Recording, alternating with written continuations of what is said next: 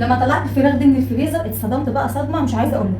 انا لما بوعد حد بحاجه لازم اوفي بوعدي، وعدت الاولاد ان انا اعمل لهم فراخ بالفريك، فكان عندي الفراخ دي موجوده عندي في الفريزر. بس صراحه انا ما كنتش فاكره خالص ان هم عاملين كده، بس انا لازم اكون قد وعد. اعمل لهم النهارده بقى فراخ بالفريك. ليه بقى يا شمال اتصدمتي؟ هقول لكم واحنا بنشتغل.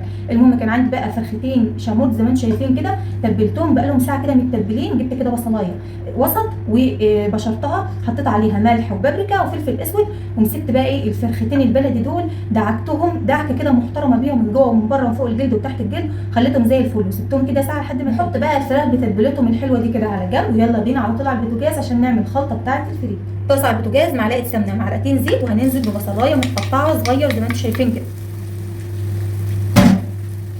البصله دبلت وخدت اللون الاصفر الذهبي ده، هننزل على طول بكوبايه من الفريك. طبعا الفريك ده كنت غسلاه ونقعاه من نص ساعه.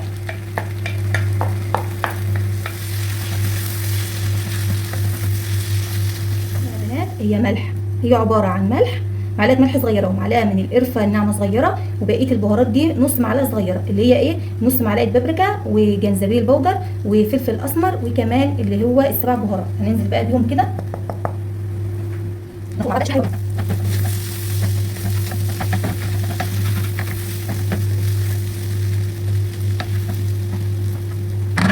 ربع كوبايه من الميه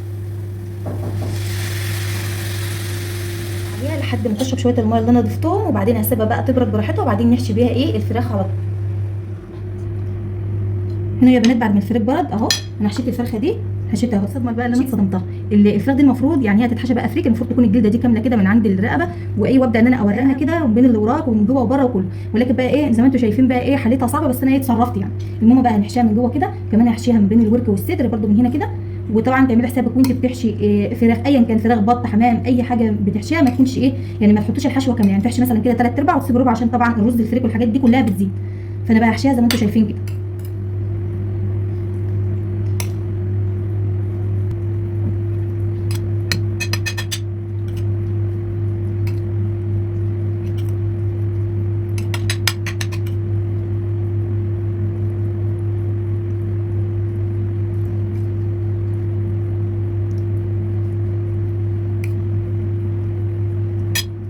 هنا بقى هقفلها، احط بصوا الجوانح بتاعتها من هنا كده كده زي ما انتم شايفين بنفس الشكل كده. بصوا اهو، عايزه طبعا تقفليها بقى بخيط بخله اسنان اي براحتك بقى، بس انا بالنسبه لي انا بحب يعني اللي هو ايه اقفلها بالطريقه دي. بس كده بقت معايا جاهزه وزي الفل اهو. وفرخه محشيه فريك دي بقى ولا مش محشيه فريك، زي الفل وزي العسل. هنا بقى اهو غليت الميه زي ما انتم شايفين. طبعا اي طيور بتحشيها الافضل ان هي تنزل في ميه سخنه كده احسن من التشويح يعني. نزلت بقى بمعلقه سمنه بلدي، هننزل بقى بالخضار، بصل وجزر وحبايه كده من الطماطم مقطعه على 2 زي ما انتم شايفين. وهنا بقى التوابل، ورق لورا، حبهان، بهارات شوربه، وملح وفلفل اسود.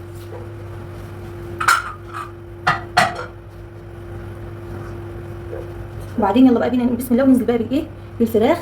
بسم الله الرحمن الرحيم.